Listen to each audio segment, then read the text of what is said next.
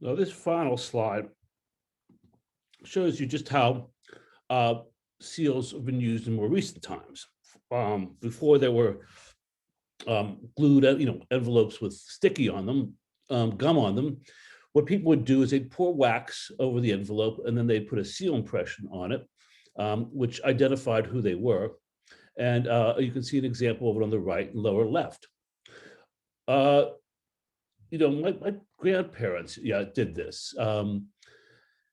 And if when you turn 21, and if you ever go to the liquor store, you see a bourbon called Maker's Mark, they show that they seal theirs, each bottle, and they put an impression on the top.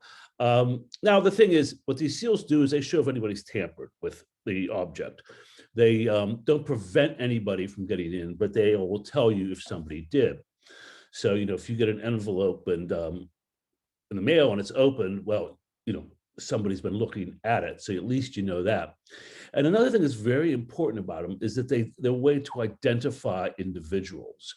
And these become all the more important when there's more and more administrators.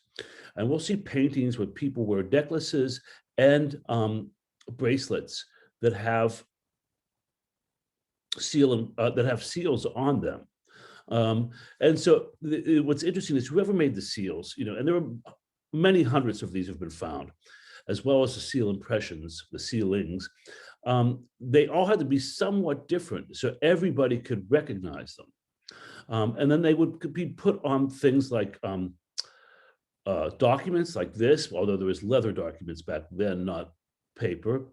You could put them around a jar, say, of wine, and cover the lid of the jar with a cloth, and then tie a rope around it or a string, and tie a knot, and then put the wax on top of it, and impress the wax. We'll see that they were using tombs.